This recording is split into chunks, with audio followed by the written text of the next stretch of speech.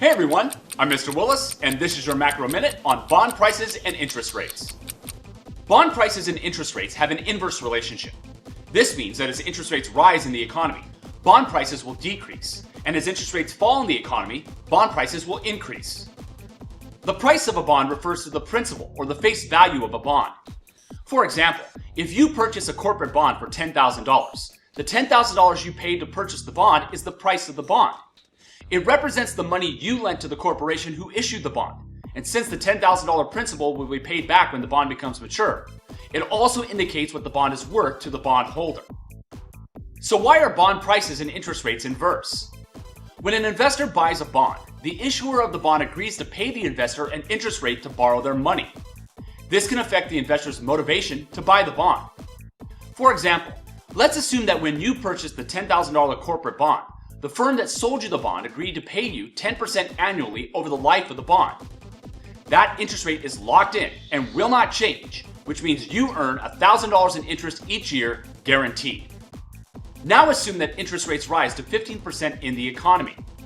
All new bonds issued in the bond market will instantly earn investors more profit, making the 10% interest on your bond less attractive. As a result, when you try to sell your bond, investors will walk away and buy a bond at the new, higher interest rate. The only way that you can sell your bond is by lowering the price to adjust for the difference in interest rates. As a result, the price of your bond will decrease to a discounted principal that is below the original $10,000 price. But what if instead of rising to 15%, interest rates fall to 5% in the economy? All new bonds issued in the bond market will instantly earn investors less profit, making the 10% interest on your bond more attractive. As a result, if you try to sell your bond, investors will be eager to buy it because your bond has a higher interest rate than any new bonds being issued.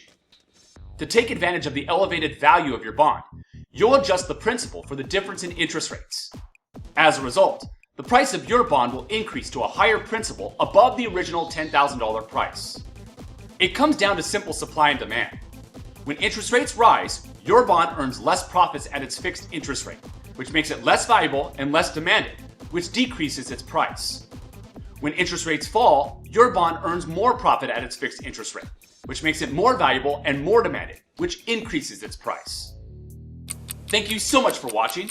That's bond prices and interest rates, and this has been your Macro Minute.